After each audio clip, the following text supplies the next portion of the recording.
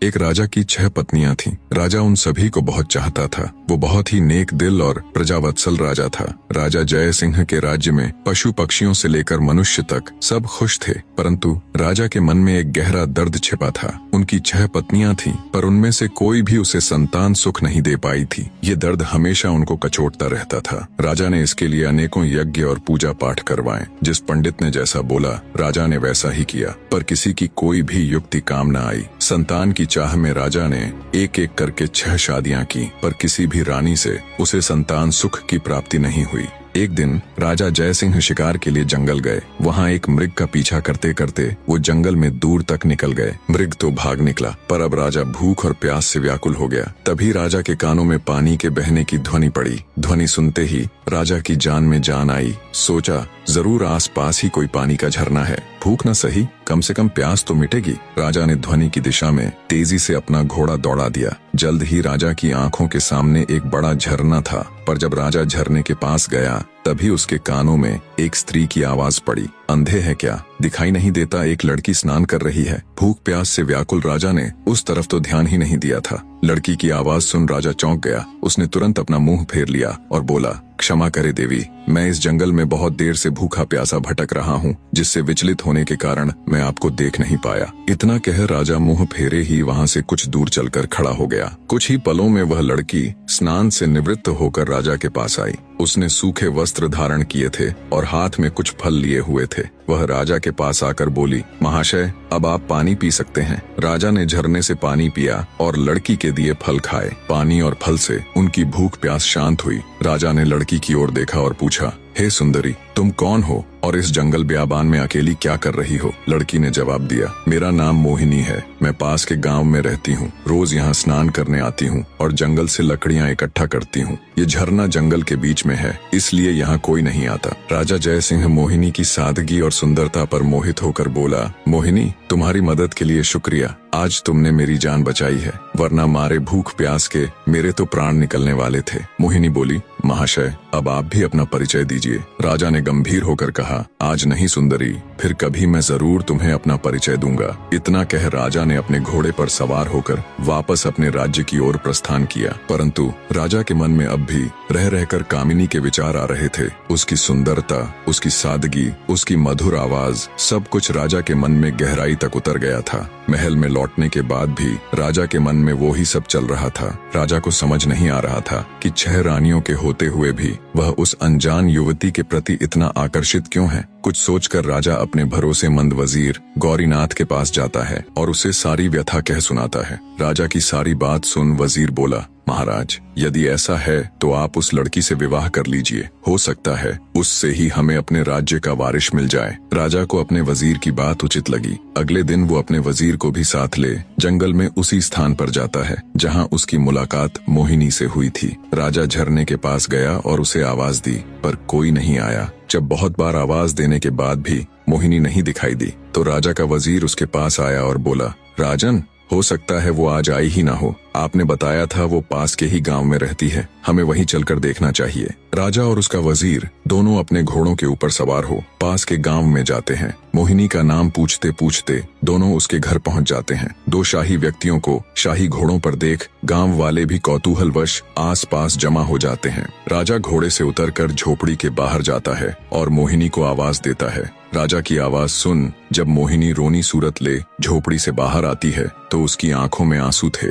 जब राजा ने कारण पूछा तो एक गांव वाले ने बताया, महाशय, इस दुनिया में सिर्फ इनकी माँ ही थी, आज उनका भी स्वर्गवास हो गया। अब बेचारी रोएगी नहीं तो और क्या करेगी। इतना कह गांव वालों ने राजा से उनका परिचय मांगा। आप बताइए, आप लोग कौन हैं? गांव वालों के पूछने पर वजीर ने राजा का परिचय दिया तो पूरे गांव में खलबली मच गई। सभी ने मिलकर राजा का स्वागत किया। गांव के मुखिया से राजा ने कहा, अगर आप लोगों को कोई आपत्ति न हो तो मैं मोहिनी से विवाह करना चाहता हूँ। राजा की बात सुन मुखिया खुश होता हुआ बोला, महाराज, हमारी बेटी राजरानी बनेगी, हमारे तो भाग्य खुल जाएंगे।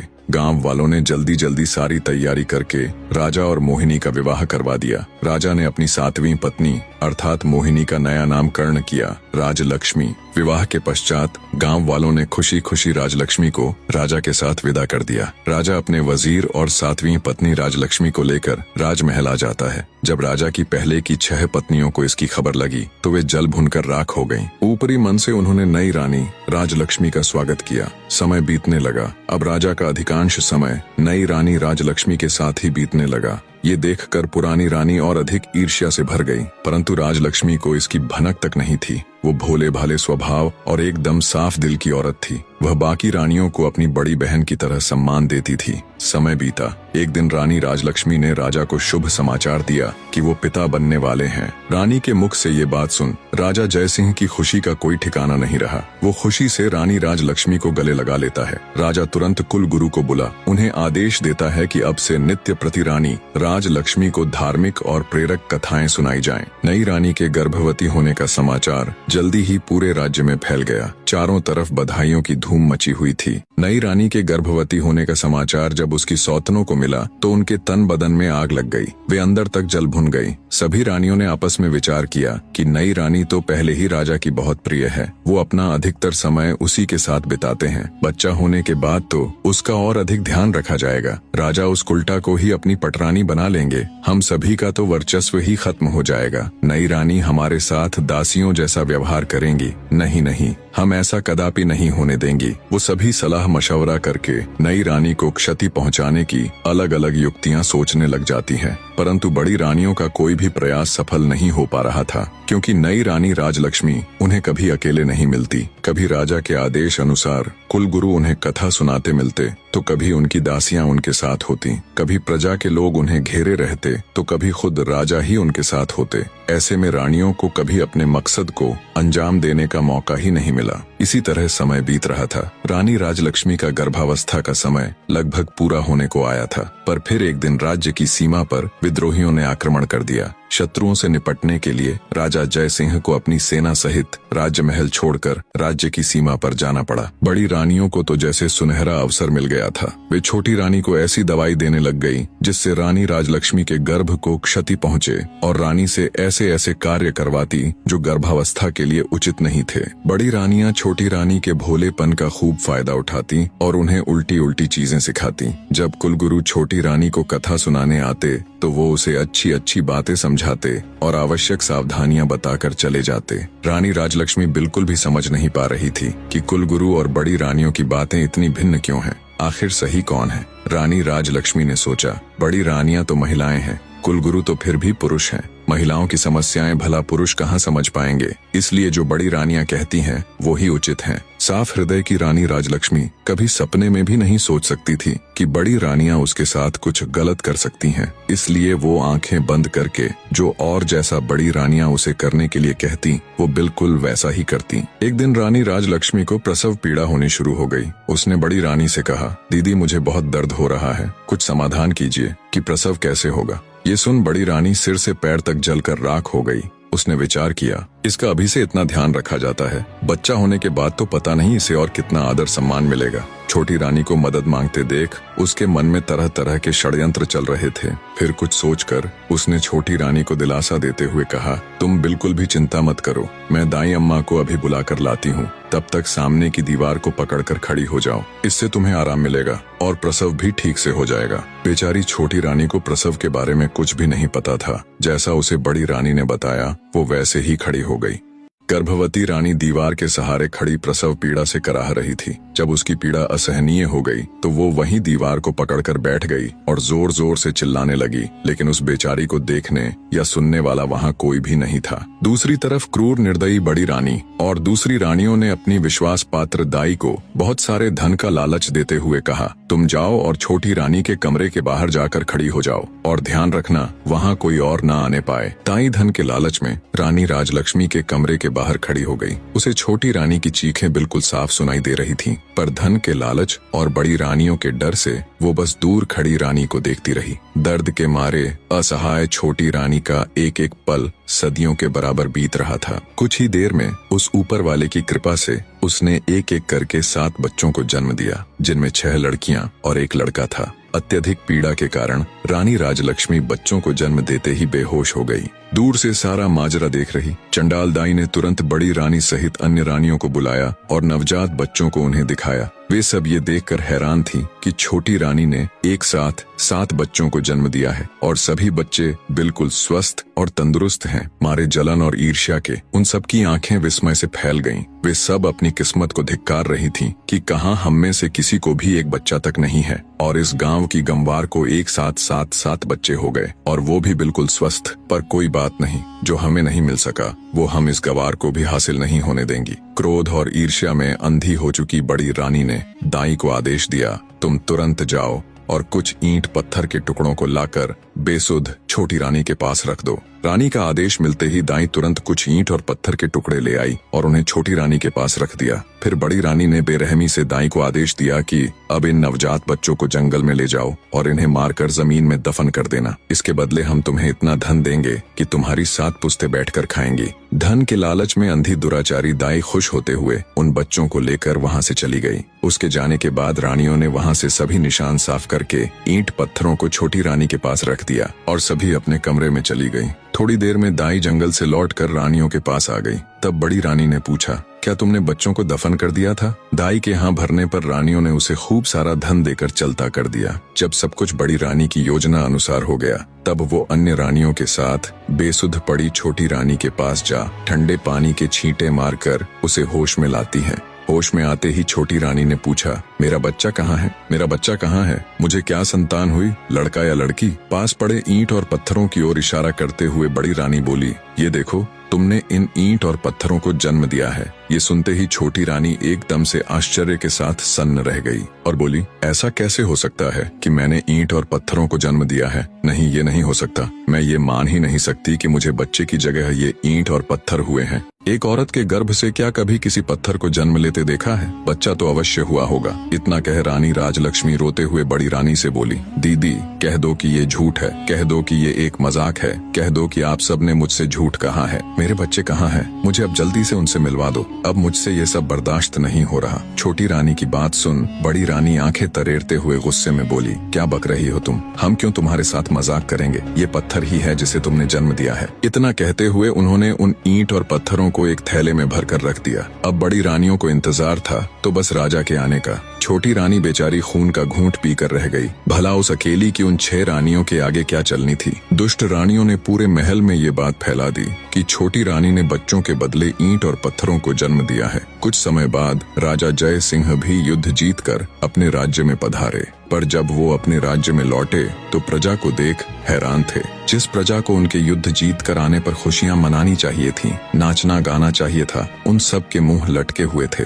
ये सब देख राजा को बड़ा आश्चर्य हुआ। वो असमंजस के साथ राजभवन में आए तो बड़ी रानी सहित अन्य 6 रानियों ने उनका स्वागत किया। उनके चेहरे पर अलग ही खुशी झलक रही थी, पर छोटी रानी राजलक्ष्मी का चेहरा मुरझाया हुआ था। ये सब देख राजा ने अपनी छोटी रानी से पूछा, क्या हुआ रानी, आपका चेहरा मुरझाया हुआ क्यों है? छोटी रानी कुछ कहती, उससे पहले ही बड़ी रानी बोल पड़ी, महाराज, चेहरा तो मुरझाना ही था, इसका भेद जो खुल गया है। राजा बोला, भेद? कैसा भेद? तुम मुझे साफ साफ बताओ रानी कि आखिर बात क्या है। क्या रानी का प्रसव ठीक से हो गया था? तब दुष्ट रानी दुख का दिखावा करते हुए बोली, महाराज, हमें ठग लिया गया है। हम सबके साथ बहुत बड़ा फरेब किया गया है। ये भोली सूरत वाली रानी राजलक्ष्मी एक झूठी मतकार और धोखेबाज औरत है। महाराज, ये धूर्त स्त्री गर्भवती होने का दिखावा करती रही, जबकि ये कभी गर्भवती थी ही नहीं। इसने तो बस सब दिखावा किया है। गर्भ होने पर कुछ तो होता, इसे तो ईंट और पत्थर हुए हैं। इतना कहकर बड़ी रानी ने थैले में इकट्ठे किए हुए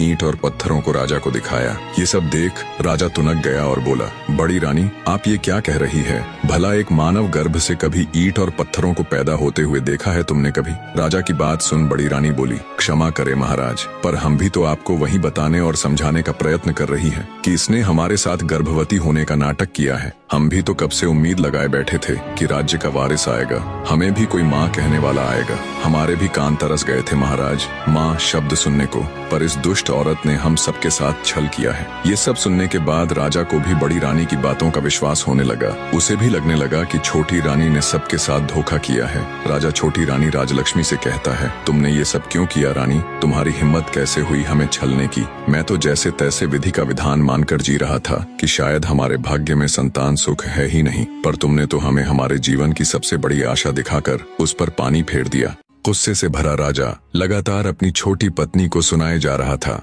मैंने तो तुम्हारा मासूम सा चेहरा देखकर तुमसे शादी की थी। मुझे क्या पता था तुम हमारे साथ इतना बड़ा विश्वासघात करोगी। आज से तुम इस महल में एक रानी नहीं बल्कि नौकरानी बनकर रहोगी। अब चली जाओ मेरी नजरों के सामने से, नहीं तो पता नहीं मैं गुस्से में क्या कर बैठूंगा। बेचारी छोटी रानी अत्यंत दुखी हृदय से चुपचाप कमरे से बाहर चली जाती है। इस घटना के बाद राजमहल में छोटी रानी का जीना दुस्सवार हो गया। बड़ी रानियां उसके साथ बहुत बुरा व्यवहार करती, नौकरानियों से भी ज्यादा उससे काम लिया जाता। छोटी रानी बेचारी जैसे तैसे अपने दिन काट रही थी। उसके पास कोई ऐसा प्रमाण भी नहीं था जिससे वो साबित कर सके कि वो सच में गर्भवती थी। अत्यंत दुखों से घिरी बेचारी छोटी रानी रात में घंटों अकेली बैठकर रोती रहती और सोचती, हे भगवान, ये मेरे साथ क्या हो गया? मुझसे ऐसा क्या पाप हो गया जिसकी मुझे इतनी बड़ी सजा मिल रही है? छोटी रानी को ये सोच सोच कर आश्चर्य होता कि मेरे नन्हे नवजात बच्चों के साथ पता नहीं क्या हुआ होगा। कहाँ और किस अवस्था में होंगे वो,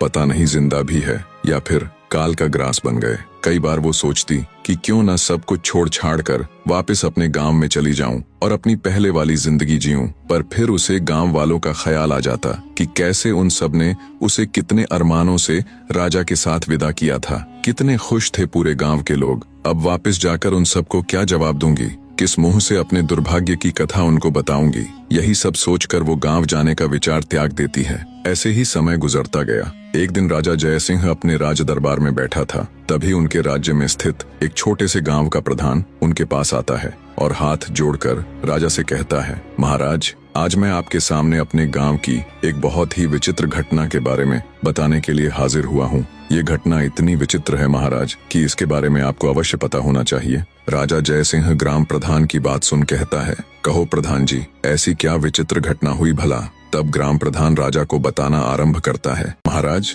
हमारे गांव के पास ही एक जंगल लगता है, जहां से गुजरते वक्त पिछले कुछ समय से हम वहां एक चंपा फूल का पौधा और उसके आसपास बांस के कई पेड़ों को देख रहे हैं। पर महाराज, विचित्र बात तो ये है कि उन पौधों को किसी गांव वाले ने नहीं उगाया, बल्कि वो खुद ही वहां उगाए हैं। और उससे भी विचित्र बात है, उन पौधों की उगने की बनावट, उन्हें देखकर बिल्कुल ऐसा लगता है महाराज जैसे वो बांस के पौधे खास तौर पर उस चंपा के पौधे की सुरक्षा के लिए ही लगाए गए हों। ग्राम प्रधान की बात सुन राजा बोल पड़ा, तुम ये क्या कथा सुना रहे हो भाई? मेरी तो कुछ समझ में नहीं आ रहा, और इसमें ऐसी हैरान कर देने वाली आखिर क्या बात है? पौधे ही तो हैं, उग आए होंगे किसी भी तरह। तब ग्राम प्रधान बोला, क्षमा करें महाराज, पर आप पहले मेरी पूरी बात तो सुन लीजिए। जितनी विचित्र उन पौधों की बनावट है, उससे कहीं ज्यादा विचित्र ये बात है कि वो चंपा का पौधा अत्यंत खुशबूदार फूलों से लदा हुआ है, और जब कोई ग्रामीण अथवा राहगीर उसके फूलों को तोड़ने का प्रयत्न करता है तो वो किसी जादुई पौधे की तरह रहस्यमयी ढंग से ऊंचा होता चला जाता है। इतना ऊंचा कि हाथ से फूल तोड़ना तो दूर की बात है, किसी लंबी लकड़ी से भी उस पौधे के फूलों को तोड़ पाना असंभव है महाराज। अब राजा जय सिंह की ग्राम प्रधान की बातों में रुचि बढ़ने लगती है। वे पूरे ध्यान से उसकी बातें सुन रहे थे। आगे गांव का सरपंच बोला, और महाराज, सबसे विचित्र और हैरान कर देने वाली बात तो ये है कि वे पौधे आपस में किसी मानव की तरह बात करते हैं। ग्राम प्रधान की ये बात सुन कुछ देर पहले जो राजा उसकी बातों को हल्के में ले रहा था, अब वो चौंक कर बैठ जाता है कि पौधे आपस में बातें करते हैं, और वो भी बिल्कुल मनुष्य की तरह बोलकर। राजा के साथ साथ पूरा राज दरबार विस्मय से भर जाता है। सभी चौंक कर एक दूसरे का मुंह ताक रहे थे। राजा जय सिंह हैरानी से ग्राम प्रधान से कहता है, ऐसे कैसे हो सकता है कि पौधे आदमियों की तरह बात करें? ठीक है प्रधान जी, अब ये भी बता दीजिए कि वो पौधे आखिर बात क्या करते हैं? प्रधान जी राजा को जवाब देते हुए कहते हैं कि महाराज, जब भी कोई मनुष्य फूल तोड़ने के लिए चंपा के पौधे की तरफ हाथ बढ़ाता है तो चंपा के पौधे से आवाज आती है कि बांस भैया, गांव के ग्रामीण फूल तोड़ने के लिए आए हैं, इनको फूल दूं या लगूं आकाश। इसके बाद उन बांस के पौधों से आवाज आती है, नहीं बहना, लगो आकाश। और उसके आगे का तो मैंने आपको बताया ही है महाराज कि चंपा की डालियां इतनी ऊंची होती चली जाती हैं कि उनसे फूल तोड़ना असंभव है, परंतु सुबह जमीन में अपने आप अत्यंत सुगंधित फूल बिखरे हुए मिलते हैं। पर आज तक कोई भी व्यक्ति उन फूलों को अपने हाथों से नहीं तोड़ पाया है। गांव के सरपंच की बात सुन राजा जय सिंह सोच में पड़ जाता है। फिर कुछ देर विचार कर वो अपने भरोसेमंद वजीर गौरीनाथ को बुलाकर उसे निर्देश देते हुए कहता है, मंत्री जी आप फौरन वहां जाओ और सच का पता लगाओ। वजीर गौरीनाथ जी महाराज कह तुरंत ग्राम प्रधान को साथ ले गांव के लिए चल पड़ता है। कुछ ही देर में मंत्री और ग्राम प्रधान उन बोलने वाले रहस्यमयी चंपा और बांस के पेड़ों के पास पहुंच जाते हैं। सरपंच के साथ राजा के खास मंत्री को देख गांव वाले भी उत्सुकतावश आसपास इकट्ठे हो जाते हैं। मंत्री जब घोड़े से उतरकर उस चंपा के पौधे के पास जाकर देखता है तो उसे बिल्कुल उसी अवस्था में पाता है जिस प्रकार गांव प्रधान जी ने दरबार में राजा को बताया था। बांस के पेड़ों के बिल्कुल बीच में खड़ा चंपा का पौधा अपनी अलग ही छठा बिखेर रहा था। उसके फूलों से उठती भीनी भीनी खुशबू से कुछ देर के लिए तो मंत्री जी भी मदमस्त हो जाते हैं। तंद्रा टूटते ही उन्हें राजा का आदेश याद आता है तो वे उस चंपा के पौधे के पास जाकर जैसे ही उसके फूल को तोड़ने के लिए अपना हाथ आगे बढ़ाते हैं तभी चंपा के पौधे से मानव आवाज आती है जिसे सुनकर मंत्री ठिठक कर रुक जाता है। चंपा का पौधा बोला, हे बांस भैया हमारे मंत्री जी मेरे फूल तोड़ने आए हैं, इनको फूल दूं या लगूं आकाश। तभी बांस के पौधों में से एक साथ आवाज आई, ना बहन चंपा लग जा आकाश। ये तो वही मंत्री है जिनके ऊपर हमारी माँ की जिम्मेदारी थी, पर ये उसमें पूरी तरह विफल रहे, इसलिए ये आपके फूलों के कतई हकदार नहीं है बहना। बिल्कुल स्पष्ट और साफ आवाज में पौधों की वार्तालाप सुन मंत्री एकदम सन्न रह जाता है। उसके आश्चर्य का कोई ठिकाना नहीं था। हक्के बक्के खड़े मंत्री के देखते देखते चंपा का पौधा आकाश में जा लगा। ये देख एकदम सुन्न खड़े मंत्री के पूरे शरीर में सिरहन दौड़ गई। गांव वाले भी खड़े खड़े ये पूरा तमाशा देख रहे थे। तभी बांस के पौधों से आवाज आती है, जाइए मंत्री जी और अपने राज कार्यों को देखिए, आप किसी इंसान की जिम्मेदारी लेने के योग्य नहीं हैं। मंत्री भौचक्का खड़ा बांस के पौधों को देखता हुआ सब सुन रहा था। आगे बांस का पौधा कहता है, मंत्री जी राजा महाराज तो युद्ध में चले गए थे, उनके बाद हमारी माँ की देख रेख का दायित्व आपका ही था, और कुछ नहीं तो कम से कम हमारी माँ के प्रसव के दौरान तो वहाँ हाजिर रहकर ये देखते कि उन्हें किसी बात की कोई परेशानी तो नहीं, पर आपने तो उनकी कोई खैर खबर तक नहीं ली। बांस के पेड़ों की आवाज सुन हैरान खड़ा मंत्री विचार करता है कि ये पौधे बोल कैसे रहे हैं और इतना सब कैसे जानते हैं। वो सोचता है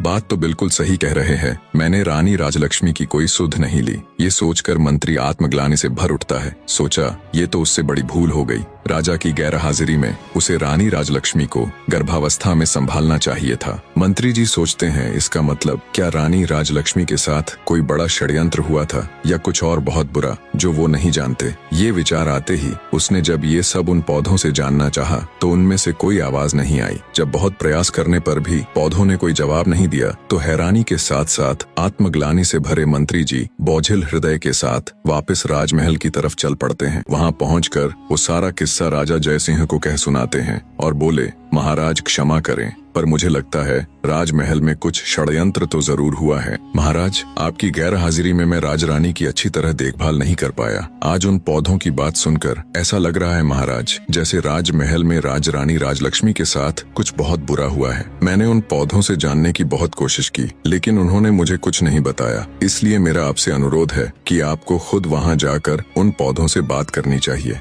हो सकता है वो आपको सारी बात बता दें। भरोसेमंद वजीर गौरीनाथ की पूरी बात सुन राजा जय सिंह कहते हैं, ठीक है मंत्री जी, हम वहां अवश्य जाएंगे और साथ में अपनी 6 रानियों को भी लेकर जाएंगे। राजा की बात सुन मंत्री जी बोले, महाराज मेरी आपसे एक गुजारिश है, मैं छोटी रानी राजलक्ष्मी को भी अपने साथ वहां लेकर जाना चाहता हूं। राजा बोले, ठीक है मंत्री जी, आप ऐसा कर सकते हैं, पर वो दुष्ट मेरी आंखों के सामने न आने पाए, इस बात का ध्यान रखना। मंत्री बोला, जी महाराज। अगले दिन राजा जय सिंह अपनी रानियों के साथ आकाश चंपा का रहस्य जानने के लिए निकल पड़े। सबसे आगे रथ में राजा और उसकी पटरानी चल रहे थे। उससे पीछे वाले रथ में राजा की 5 रानियां और पीछे भी अन्य कई प्रमुख सभा सदस्य साथ जा रहे थे। राजा से आज्ञा ले चुके मंत्री ने रानी राजलक्ष्मी को अपने परिवार सहित बड़े आदर से पालकी में उन्हें बिठा दिया था। राजा का काफिला कुछ समय में गांव के बाहर पहुंच गया। वहां पहुंचने पर जंगल के बाहर गांव की सीमा पर वो अपना पड़ाव डाल देते हैं। पूरे राज्य परिवार को आया देख गांव के ग्रामीण उनके स्वागत में जुट गए। कुछ समय विश्राम कर सभी आकाश चंपा के पौधे के पास पहुंच जाते हैं और उसके चारों तरफ घेरा डालकर बैठ जाते हैं। आज भी चंपा का पौधा अपनी सामान्य ऊंचाई पर खड़ा लहलहा रहा था और चारों तरफ अपनी खुशबू बिखेर रहा था। सब लोग उसकी खुशबू से सराबोर हो उठे, पर राजा तो चंपा के पौधे के रहस्य को जानने के लिए बेताब था। राजा की 6 पत्नियां उसके साथ बैठी थीं और छोटी रानी राजलक्ष्मी मंत्री जी की पत्नी के साथ बैठी हुई थीं। तभी बड़ी रानी यानी राजा की पटरानी राजा से बोली, महाराज, यदि आपकी आज्ञा हो तो क्या मैं इस खुशबूदार चंपा के पौधे से कुछ फूल तोड़ लूं? राजा बोला, अवश्य रानी साहिबा। तभी राजा की दूसरी पत्नी भी बोल उठी, महाराज, इन फूलों की उठती भीनी भीनी खुशबू को महसूस कर मुझसे बिल्कुल भी नहीं रुका जा रहा। क्या मैं भी फूल ले लूं? दूसरी रानी के साथ साथ तीसरी, फिर चौथी, सभी रानियों ने ऐसा कहा तो राजा बोला, अवश्य तुम सब वो फूल ले लेना। राजा ने सबसे पहले 6वें नंबर यानी छोटी रानी को फूल चुनने का निर्देश दिया और पटरानी सहित अन्य रानियों से बोले कि ये तुम सब में सबसे छोटी है, इसलिए सबसे पहले उसे ही फूल चुनने का अवसर मिलना चाहिए। राजा की बात से पटरानी सहित अन्य रानियां सहमत हो गईं, तो 6वें नंबर की रानी फूल तोड़ने के लिए चंपा के पौधे के पास जाती है। राजा सहित वहां मौजूद सभी की उत्सुकता पूरे चरम पर थी। सभी ये देखने के लिए आतुर थे कि अब क्या होगा।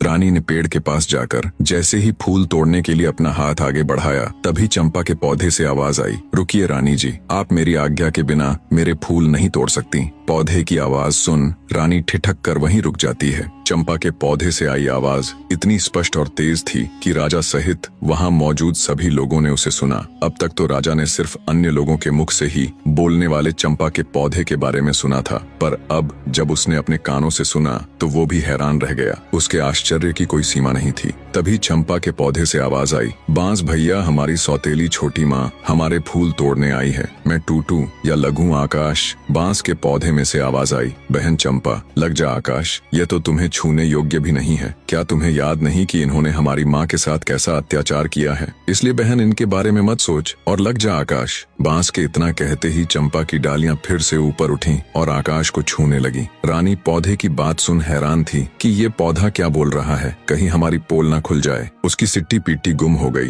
रानी ने सोचा, कहाँ तो फूल तोड़ने आई थी, फूल मिलना तो भाड़ में गया, यहाँ तो हमारा ही किया कराया उजागर हो रहा है। निराश हो चुपचाप वो एक चोर की तरह वापस आकर अपने स्थान पर बैठ गई, दुखी हृदय के साथ खुद में ही खोई। रानी राजलक्ष्मी के कानों में जब सौतेली माँ नामक शब्द पड़े तो उसके भी कान खड़े हो गए। चंपा और बांस की सारी बातें सुन उनका हृदय विचलित होने लगा। राजा सहित अन्य लोग भी सारी वार्तालाप सुन हैरान थे, पर किसी की समझ में अब तक कुछ नहीं आ रहा था। 6वें नंबर की रानी के आने के बाद 5वीं, चौथी, तीसरी और फिर दूसरी रानी भी हार मानकर अपने स्थान पर बैठ गई। जब किसी को चंपा का फूल नहीं मिला तो राजा की पटरानी अथवा बड़ी रानी चंपा के पौधे के पास गई। चंपा का पौधा अब भी आकाश में लगा हुआ था। पटरानी बोली, सुनो चंपा के पौधे, मैं इस राज्य की महारानी और महाराजा की पटरानी हूँ। इस राज्य में जो कुछ भी है उसके ऊपर हमारा अधिकार है, इसीलिए चंपा अपनी डाली को नीचे झुका और मुझे फूल तोड़ लेने दे। इस बार चंपा की डालियों से आवाज आई, भैया बांस, हमारी सौतेली माँ हमें फूल देने के लिए चेतावनी के साथ धमका रही है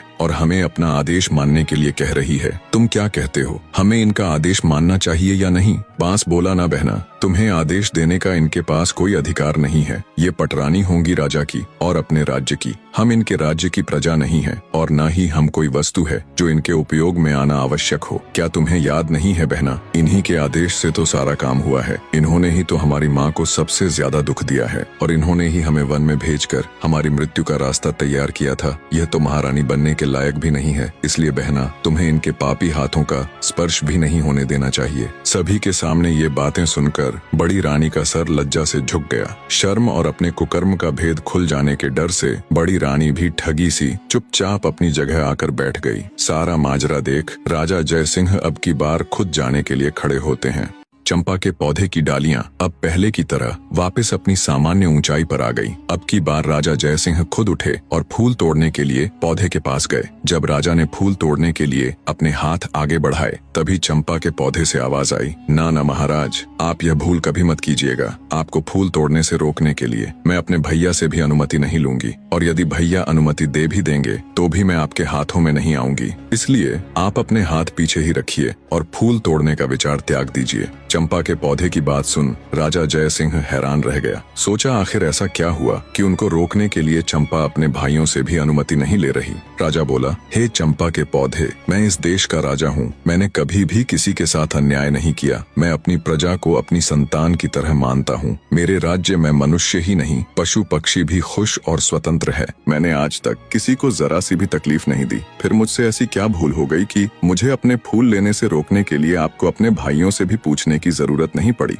तब चंपा के पौधे से आवाज आई, हे राजा महाराज, इसमें कोई शक नहीं कि आपने आज तक किसी भी जीव जंतु को कोई तकलीफ नहीं दी, परंतु महाराज, आप में एक सबसे बड़ी कमी है कि आप कान के कच्चे हैं। जो कोई भी आपसे जैसा भी कहता है, आप बिना सच्चाई जाने वैसा ही मान लेते हैं। खुद से कभी भी सच्चाई जानने की कोशिश नहीं करते। आपने प्रजा को तो संतान मान लिया, लेकिन क्या कभी आपने अपनी संतान की खोज खबर करने की जरा सी भी कोशिश की? क्या आपने कभी ये जानने की कोशिश की कि आपकी अपनी संतान कहाँ है? अरे छोड़िए राजा महाराज, आप तो अपनी गर्भवती पत्नी की भी सुरक्षा तक नहीं कर पाए। बिना सच्चाई का पता किए आपने एक सच्ची नारी को धोखेबाज कहकर नौकरानी बना दिया। तो जाइए महाराज, जाकर अपने राज्य को संभालिए। आप मेरे फूलों के बिल्कुल भी योग्य नहीं हो। चंपा के पौधे की बात सुन बेचारा राजा निरुत्तर हो गया और चुपचाप मुंह लटकाए वापस अपनी जगह पर आकर बैठ गया। उनके मन में हजारों सवाल एक साथ उठ रहे थे। उन्हें कुछ समझ नहीं आ रहा था, क्या सच है क्या झूठ। राजा अपने विचारों की उधेड़ बुन में खोया हुआ था। तभी वजीर गौरीनाथ उनके पास आता है और कहता है, महाराज, आप यदि आदेश दे तो हम छोटी रानी राजलक्ष्मी को भी फूल तोड़ने के लिए एक बार पौधे के पास भेज कर देखे। राजा कुछ कहते उससे पहले ही पटरानी बोल उठी, मंत्री जी, जो फूल महाराज के हाथों भी नहीं टूटे, वह इस धोखेबाज के हाथों कैसे टूटेंगे? मंत्री जी ने प्रश्नवाचक दृष्टि से राजा की ओर देखा। चंपा के पौधे से अब तक की हुई इतनी बातों से राजा के मन में भी शंका पैदा होने लगी थी। उन्होंने अपनी शंका दूर करने का निर्णय लेते हुए मंत्री जी को अनुमति दे दी। मंत्री रानी राजलक्ष्मी के पास जा उन्हें फूल तोड़ने के लिए कहते हैं। मंत्री की बात सुन रानी राजलक्ष्मी अनमने मन से उठी और चंपा के पौधे की तरफ देखती हुई बोली, मंत्री जी, पौधे की डालियां काफी ऊंचाई पर हैं, मेरे हाथ वहां नहीं पहुंचेंगे। मंत्री बोला, रानी जी, आप एक बार वहां पर जाकर कोशिश करके देखिए तो सही। मंत्री जी के समझाने पर रानी राजलक्ष्मी हिम्मत करके चंपा के पौधे के पास गई। पौधे के पास जाकर जब रानी ने अपने हाथ बढ़ाकर चंपा के पौधे के तने को छुआ और उसे प्यार से सहलाया, तो पौधे के स्पर्श से रानी को असीम आनंद मिला, जैसे वह अपनी औलाद को सहला रही हो। तभी चंपा के पौधे से रुंधी हुई आवाज आई, भैया बांस। बांस ने कहा, बहन चंपा, तुम रो रही हो? चंपा ने कहा, हाँ भैया, रुका ही नहीं गया, क्योंकि आज हमारी माँ मेरे फूल लेने आई हैं। उनके प्यार भरे प्रथम स्पर्श से मैं आनंदित हो गई, इसलिए मेरा हृदय भावुक हो गया। माँ शब्द सुनते ही रानी राजलक्ष्मी भी भावुक हो उठी। तभी चंपा के पौधे से आवाज आई, बांस भैया, आप मुझे आदेश दे कि अब मैं क्या करूं? मेरी तो इच्छा हो रही है कि मैं अपनी माँ के चरणों में अपने सारे फूल समर्पित कर दूं। इस पर सभी बांस के पौधों से एक साथ आवाज आई, हाँ बहन चंपा, तुम बिल्कुल सही हो। तुम्हारा दिल जो कह रहा है वही करो। माँ के चरणों में तो स्वर्ग है। इस आवाज के साथ ही चंपा के पौधे की सारी डालियां झुककर रानी राजलक्ष्मी के चरणों को छूकर उनके चारों ओर फैल गईं और रानी के ऊपर पुष्प वर्षा होने लगी। ये देखकर वहां मौजूद सभी लोग बहुत हैरान थे। वो बिना पलक झपकाए इस असीम पल का आनंद ले रहे थे। राजा जय सिंह का भी मुंह खुला का खुला रह गया। बड़ी रानियों ने जब ये नजारा देखा तो वो पैरों से लेकर सिर तक जल भुन गई। उनके दुख की कोई सीमा नहीं थी। इधर रानी राजलक्ष्मी तो जैसे सब भूलकर असीम आनंद के सागर में गोते लगा रही थी। उनके सिर से पांव तक चंपा के पुष्प भरे हुए थे। रानी राजलक्ष्मी एक सांस आंसू बहाते हुए चंपा की डालियों को अपने हाथों से पकड़े सहलाए जा रही थी। ये नजारा देख गांव के सभी लोग हैरान थे। राजा जय सिंह से जब ये सब देखकर रुका नहीं गया तो वे चंपा के पौधे के नजदीक आए और बोले, हे जादुई पौधे, तुम यह बताओ कि तुम कौन हो? तुम देव हो, किन्नर हो या किसी अन्य लोक के प्राणी हो? तुमने किसी को भी अपने फूलों को छूने भी नहीं दिया, परंतु अब छोटी रानी की बाहों में बंद कर उनके ऊपर पुष्प वर्षा कर रही हो। इसके पीछे क्या कारण है? हे पौधों, अब ये राज मेरी बर्दाश्त के बाहर हो रहा। मैं हाथ जोड़कर विनती करता हूँ कि अब और न तड़पाओ और इसका भेद खोलो। तब चंपा के पौधे से आवाज आई, हे राजन, मैं और यह 6 बांस के पेड़ आपकी और छोटी रानी राजलक्ष्मी की ही संतान है। हम 7 भाई बहनों का जन्म एक साथ ही हुआ था। हमारे जन्म के समय हमारी माँ बहुत अधिक पीड़ा में थी। तब हमारी माँ ने आपकी पटरानी और इस राज्य की महारानी से अपनी सहायता करने के लिए निवेदन किया। तब पटरानी ने साजिश करते हुए हमारी माँ को दीवार के सहारे खड़ी हो जाने के लिए कहा, ताकि जब हमारा जन्म हो तब हम ऊंचाई से गिरकर मृत्यु को प्राप्त हो जाए। पर महाराज, ईश्वर की कृपा से हम 7 का जन्म उसी अवस्था में बिल्कुल ठीक ठाक हो गया। पर हमारी माँ दर्द के कारण हमें जन्म देते ही बेहोश हो गई। उनकी बेहोशी का फायदा उठाते हुए बड़ी रानी ने एक दाई को बुलाया और उसे पैसों का लालच देकर हमें मारकर जंगल में जमीन में दबाने के लिए कहा। मात्र कुछ सेकंड्स के नवजात बच्चों को दफन करने के लिए बेरहम दाई जंगल की ओर चल पड़ी। दाई को जंगल भेजने के बाद बड़ी रानी सहित अन्य रानियों ने अपने घिनौने षड्यंत्र के तहत कुछ ईंट और पत्थर के टुकड़ों को हमारी माँ के पास रख दिया। दूसरी तरफ जब दाई हमें जंगल में लेकर आई और दफन करने के लिए जमीन खोदने लगी, तभी आकाश मार्ग से महाराज इंद्रदेव की कुछ अप्सराएं वन भ्रमण के लिए आ रही थीं। जब उनकी दृष्टि हम पर पड़ी तो उन्हें हम पर दया आ गई। उन्होंने हमें उठा लिया और अपनी शक्तियों से बहुत जोर की आंधी चला दी। धूल मिट्टी उड़ने के कारण दाई हमें खोजती रह गई। हमारे नहीं मिलने पर महल में जाकर उसने महारानी के डर से झूठ बोल दिया कि उसने हमें मारकर जमीन के अंदर दबा दिया है। दाई के वहां से जाने के बाद अप्सराओं ने मेरे 6 भाइयों को बांस में बदल दिया और मुझे चंपा के फूल का पौधा बना दिया। बस उन्हीं की कृपा से हमें सभी बातें याद हैं और हम सभी को पहचान कर उनके अनुसार अपना व्यवहार कर पा रहे हैं और मानव की आवाज में बोल पा रहे हैं। सारी बातें जान राजा सहित वहां मौजूद सभी लोग हैरान थे। रानी राजलक्ष्मी की आंखों से तो अश्रु रुकने का नाम ही नहीं ले रहे थे। राजा जयसिंह बोले, मेरे बच्चों, तो क्या तुम सब अब ऐसे ही पौधों के रूप में रहोगे? क्या ऐसा कोई भी रास्ता है जिससे तुम अपने मानव रूप में आ सको? तब चंपा बोली, महाराज, जब हमारी माँ हम सब की एक एक पतियों को तोड़कर इंद्रदेव को याद कर उनसे प्रार्थना करेंगी, तब हम सब अपने असली रूप में आ जाएंगे। चंपा के पौधे की बात सुनते ही रानी राजलक्ष्मी ने तुरंत बांस और चंपा की एक एक पत्तियां ली और हाथ जोड़कर पूरी श्रद्धा के साथ बोली, हे इंद्र महाराज, मैं पूरी जिंदगी आपकी सेवा करूंगी, आपकी पूजा करूंगी, फिर भी आपके उपकार का मैं प्रतिकार नहीं कर पाऊंगी। आपने इतने दिन मेरे बच्चों को संभाल कर रखा, अब कृपया इन्हें मेरे आंचल में डाल दो महाराज। रानी राजलक्ष्मी का इतना कहना था कि पल भर में ही बांस और चंपा के पौधे विलीन हो गए और वहां पर लगभग 5 वर्ष के 6 बालक और एक बालिका प्रकट हो गए। रानी राजलक्ष्मी और राजा जयसिंह ने तुरंत आगे बढ़कर बहते नेत्रों से सभी बच्चों को अपनी बाहों में भर लिया। राजा जयसिंह अपनी छोटी पत्नी रानी राजलक्ष्मी से हाथ जोड़कर माफी मांगता है। वहां उपस्थित सभी राज दरबार व गांव के लोग स्तब्ध खड़े ये पूरा दृश्य देख रहे थे। सबकी आंखें नम थीं, शिवाय बड़ी रानियों के। ये सब देखकर उनके पैरों नीचे से तो जैसे धरती खत्म हो गई थी। राजा जयसिंह अपने सिपाहियों को आदेश देता है, पकड़ लो इन दुष्ट औरतों को और फांसी पर लटका दो। ये दुराचारिणी तो मानवता के नाम पर कलंक है। राजा की ये बात सुन रानी राजलक्ष्मी कहती है, महाराज, आज मेरे लिए मेरी जिंदगी का सबसे बड़ा दिन है। आज इतने बड़े खुशी के मौके पर मैं किसी के लिए इतना काला दिन नहीं लाना चाहती। मेरा आपसे अनुरोध है, आप इन सबको क्षमा कर दीजिए। राजा बोला, रानी, आपका हृदय बहुत विशाल है, पर इनके गुनाह को देखते हुए इन्हें क्षमादान तो नहीं दिया जा सकता, किंतु आपके अनुरोध पर मैं इन दुराचारिणियों को आजीवन कारावास की सजा देता हूँ। दुष्ट रानियों को सजा मिल जाती है। राजा जयसिंह अपनी पत्नी रानी राजलक्ष्मी और अपने बच्चों के साथ सुखमय और शांतिपूर्ण जीवन व्यतीत करते हैं। कहानी का निष्कर्ष बताने से पहले आपसे 2 बातें करना चाहूंगा। एक तो ये कि आप सब में से बहुत से ऐसे भाई बहन हैं जो मेरी तरह वीडियो बनाना चाहते हैं और आए दिन कमेंट करके पूछते रहते हैं। उन सब के लिए मैंने एक कंप्लीट ट्यूटोरियल वीडियो एक छोटे से प्राइस के साथ बना दी है। आप सबको उसके लिए मेरा चैनल ज्वाइन करना पड़ेगा। कुछ समझ ना आए तो आप पूछ सकते हैं, आपकी पूरी हेल्प की जाएगी। दूसरी ये कि कहानी कैसी लगी, ये सब कमेंट करके जरूर बताएं। आपके कमेंट्स पढ़कर बहुत अच्छा लगता है। और ये भी बताइए कि नेक्स्ट स्टोरी किसकी देखना चाहेंगे।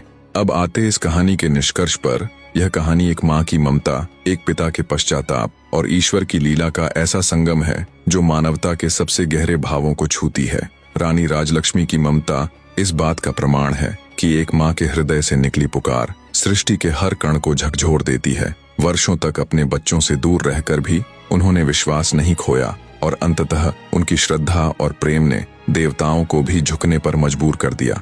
राजा जयसिंह का पश्चाताप उनके अंदर का टूटता हुआ अहंकार ये बताता है कि सत्य की राह में झुका हुआ सिर ही सबसे ऊंचा होता है। जब उन्होंने अपनी भूल को स्वीकारा तो उनका मन भी पावन हो गया। और रानी राजलक्ष्मी का क्षमा भाव इस संसार को यह सिखाता है कि सच्चा प्रेम बदले की भावना नहीं रखता, बल्कि क्षमा और करुणा से जीवन को सुंदर बनाता है। प्रेम, विश्वास और आस्था की शक्ति से जीवन की सबसे कठिन परिस्थितियों को भी बदला जा सकता है। जब मनुष्य के हृदय में सच्ची प्रार्थना होती है तो ईश्वर भी उनके लिए मार्ग प्रशस्त कर देते हैं। जीवन में कितनी भी कठिनाई आए, लेकिन यदि प्रेम और श्रद्धा के दीपक को मन में जलाकर रखा जाए तो अंततः विजय हमारी ही होती है। यह कहानी केवल एक कथा नहीं, बल्कि एक अमर संदेश है कि विश्वास, प्रेम और करुणा से ही जीवन का वास्तविक अर्थ पूरा होता है। अंत तक बने रहने के लिए आपका धन्यवाद।